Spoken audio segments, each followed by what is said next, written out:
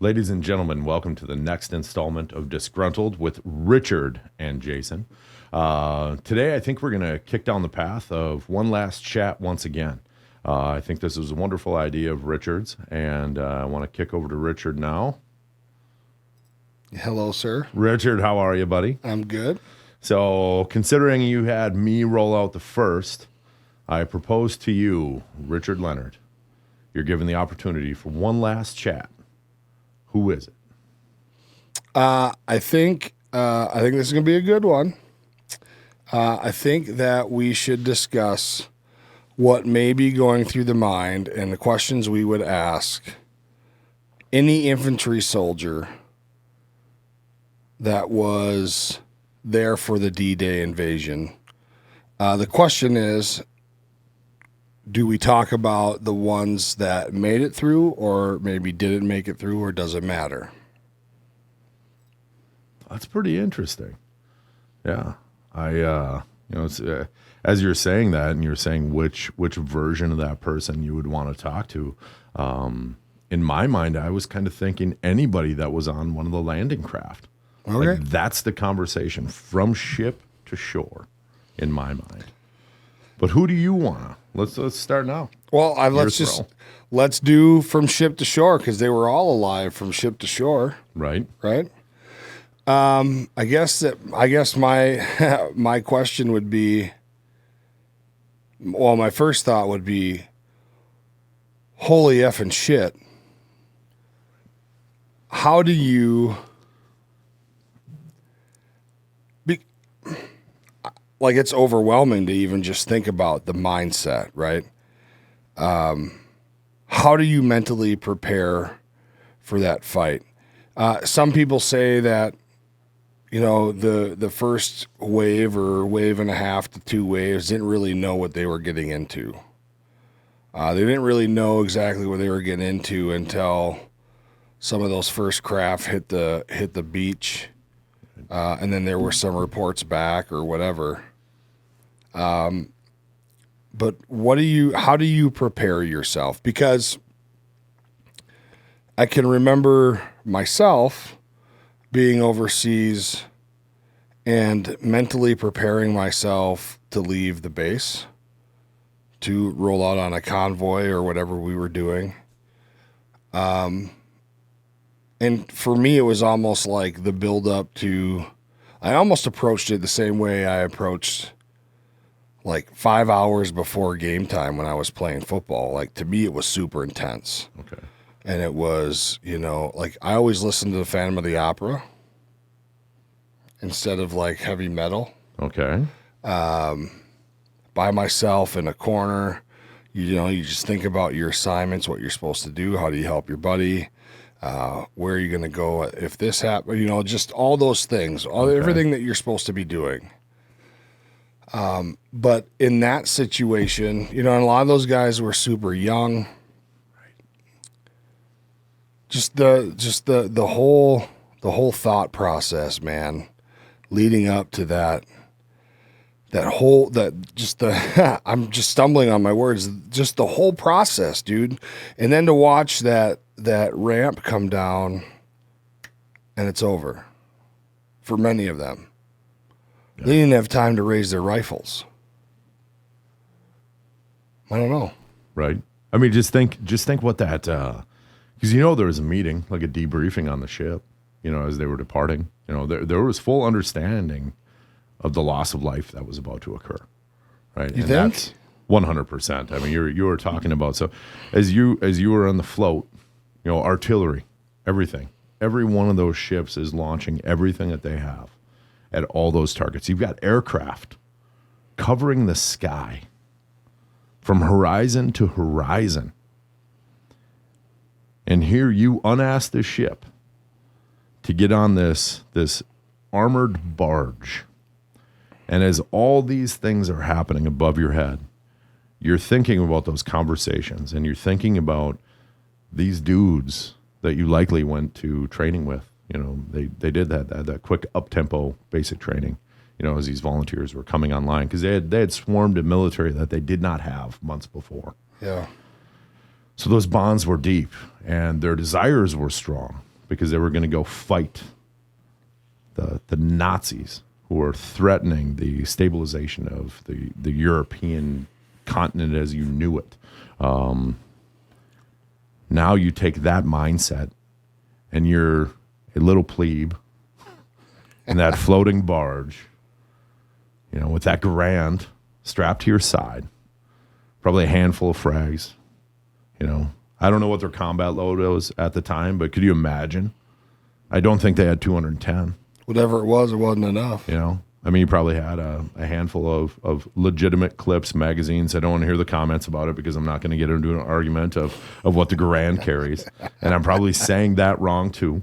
But just that float in, you know, the testicles on these dudes, right? Yeah. I mean, that is sheer balls. That is absolutely knowing the terror you're about to walk into because you're already on the dance floor. You can already hear it happening. You know they were lobbing everything that they had at those landing craft as they were coming. So as you're saying, before a lot of them even had the opportunity to hit the beachhead, they were gone. They were gone in that steel trap. But think of those that landed, and not the ones that landed first. Say the ones that landed 15, 20 minutes into incursion. Yeah, dude. And the bodies. And the smell of blood, the burning flesh. The water was red. The feeling of that sand, it's no longer sand. It's like mortar. You know, and I think about, I did listen to, I think it was a conversation about a year ago with a World War II veteran from Minnesota that went back to Normandy Beach for the first time. Oh, boy. And he was in a wheelchair, and he reached down and he grabbed the sand, and he said it was, obviously he hadn't grabbed that sand in some time. But the sand fell apart in his hand, and tears were streaming from his eyes. But the last time that he had held that beach sand in his hand, it stayed in his hand because it was so saturated with blood.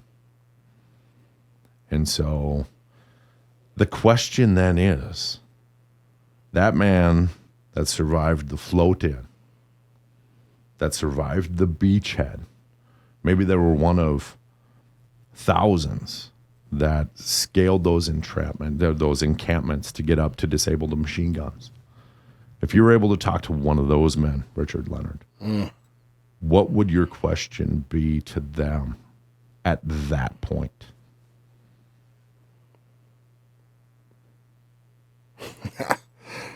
I don't know that my first words would be a question. I think my first words would be thank you. Okay. And then I think my question, like, I'm tearing up, man. That's heavy. I think my first question to him would be, how did you, after all that, so you go through all that, not only do you live through all that, but then you make it through your whole deployment, your whole tour. Right, but just stop him in that moment. And I think that's so important because I think as these conversations push forward, I think this one chat that you came up with is wonderful because it's not just a chat about one person at one time. It's that grunt throughout that iteration. Yeah, man. I mean, just think about, I have my question. I guess I would ask him, how did you find the testicular fortitude to continue on with the mission? Right? Like, we talk all the time about that the mission must be accomplished, and we are going to lose. We're going to lose brothers. We're going to lose sisters. Innocent people are going to die. Collateral damage is going to happen. We're going to lose pieces of ourselves, whether it's pieces of our bodies or pieces of our minds. But you still have to find it somewhere within yourself to keep going. My question to him would be, how did you do that?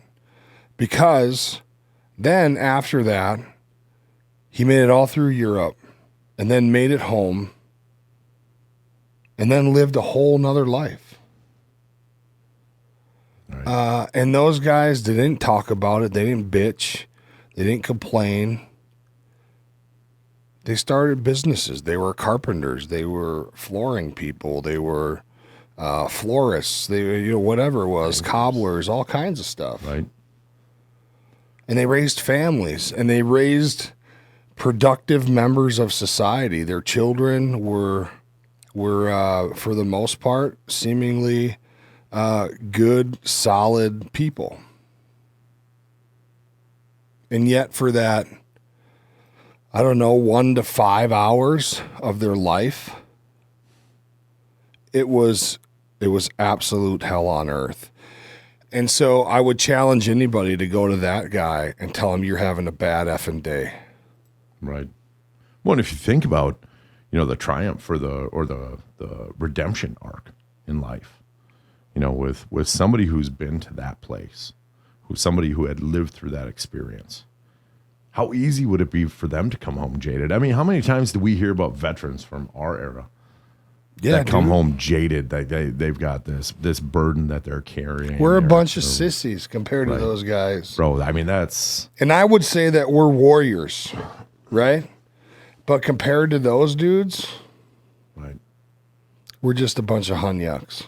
And they did, and they wore it, and they wore it every day. They weren't, I know we hear that they didn't share those stories.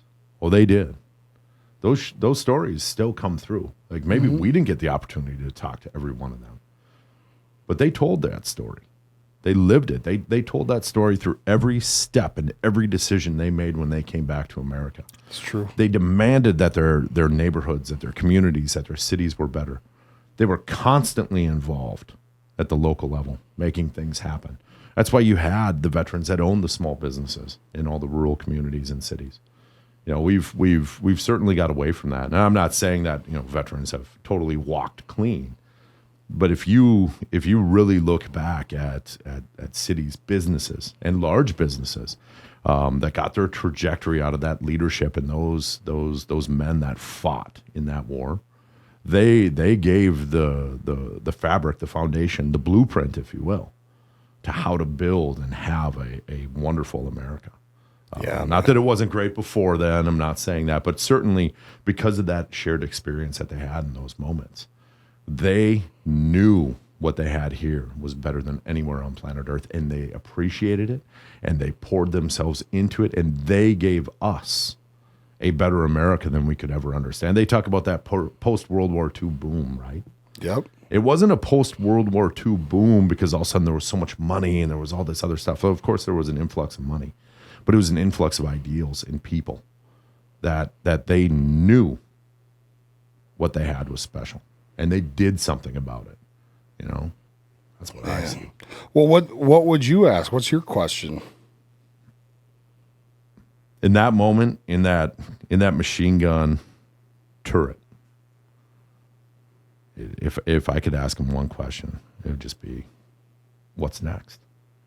Because if you think, we did certain things, and they were very small in scale in any type of comparison to that. Yep. But every time we fought or we incurred damage or we incurred hostility, every time that I walked away from one of those moments, I was galvanized. I was stronger. I knew there was nothing now. I had already faced the devil himself.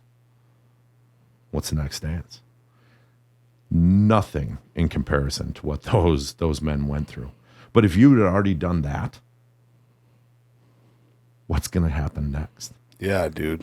You don't have a fear. The fear is gone. The fear has been driven from you. God gave you that day, that moment. And now you just need to step up to the mic, and every damn one of them did. And that would not happen. And maybe that's why.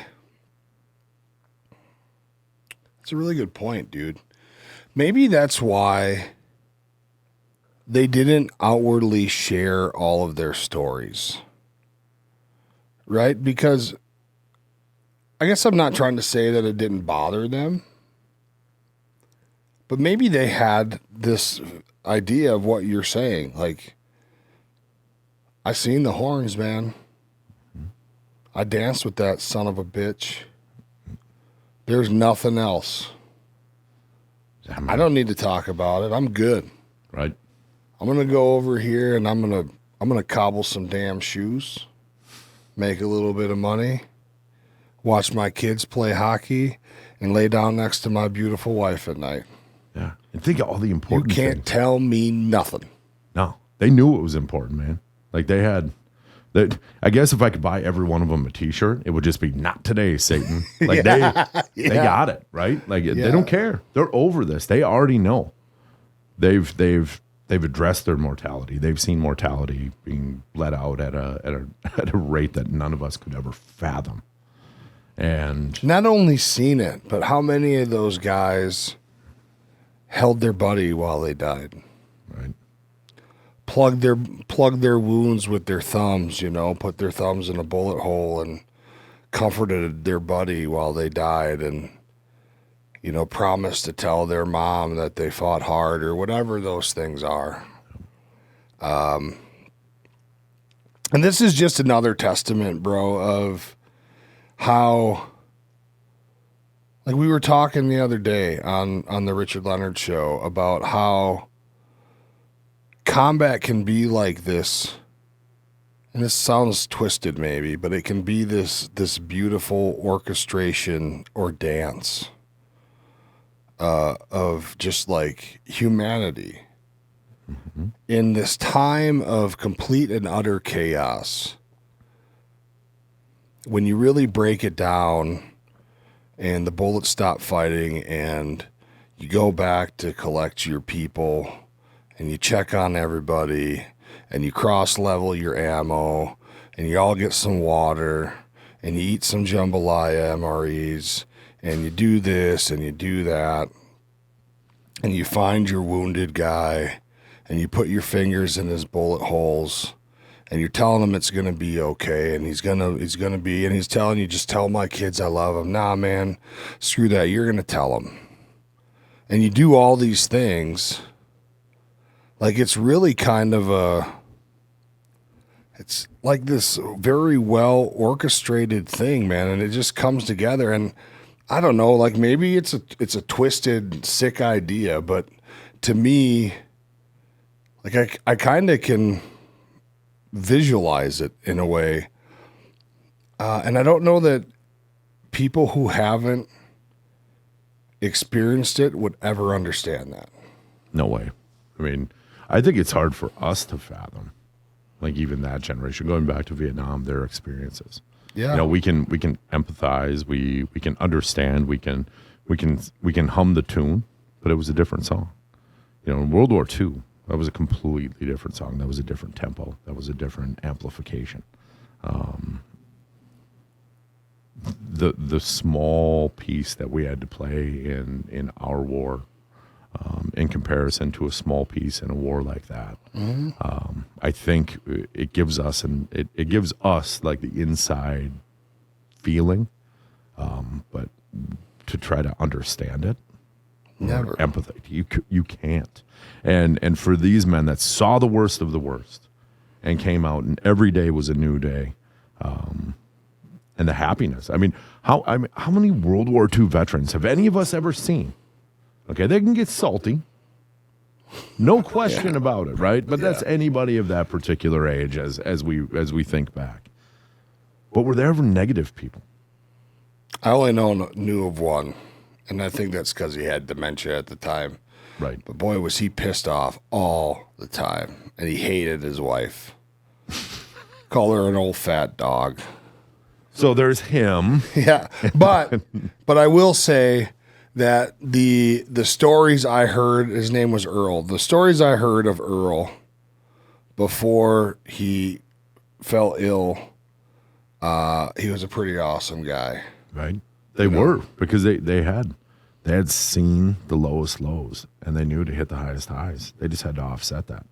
And I would think if you or I mean, if I were to experience that much negativity, I think the big guy helps a lot in that. But I also think that when you hit ground, you have to almost arc a little bit higher to do something even better, just because you've been here. Mm-hmm. And now to live you want to live here. You want to wake up. You got the gift every day, right? If you wake up, you won the battle. Now you have to go do something with it. And I think they were the era of veteran who did the most with every day that they were given. And I think if we were ever to give them the credit that they deserve, maybe we, as the next veteran class, have to start to pick up that torch and carry that forward and do more every day than we ever had, to understand how fortunate it is for each and every one of us to be here, and maybe start living with a little bit of their philosophy and mentality. Just a thought. Yeah. Oh, that's a heavy one, bro.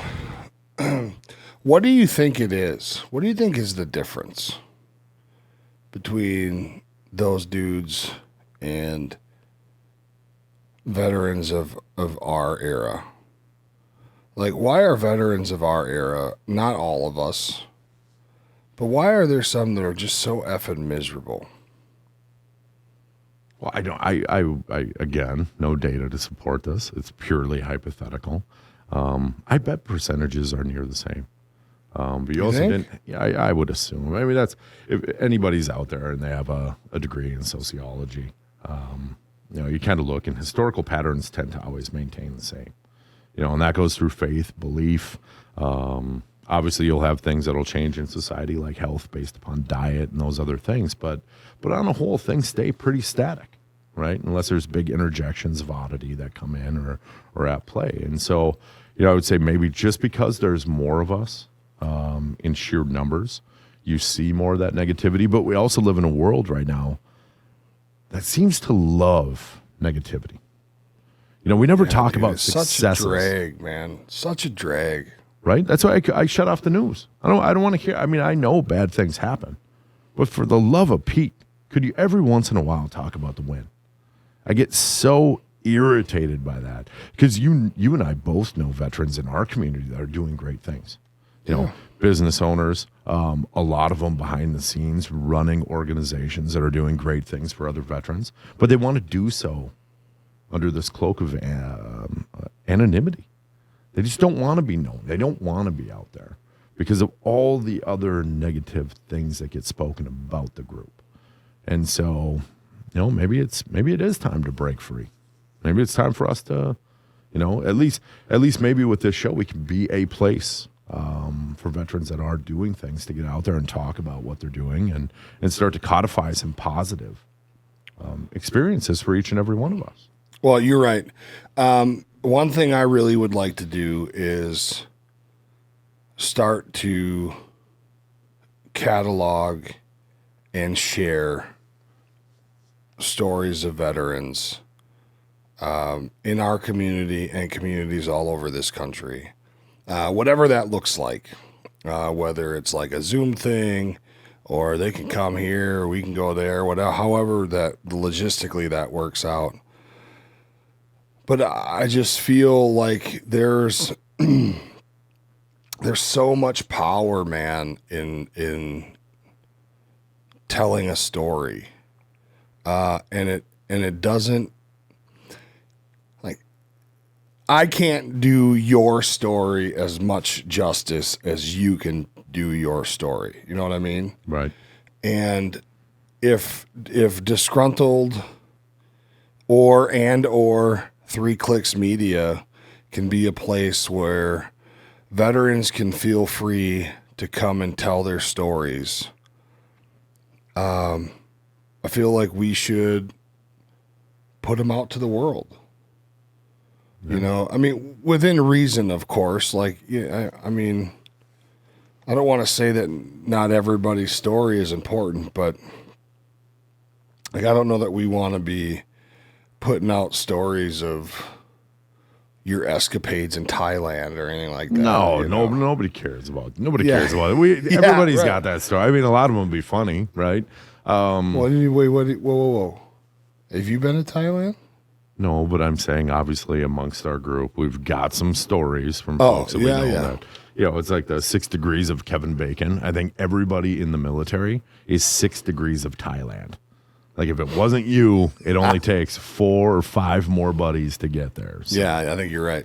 But, and I don't know, I kind of feel like we're kind of running down the end of the train, and I know that you love that final thought. And so, I do love Richard that final Leonard, thought. at this moment, Hit us with your final thought, my brother.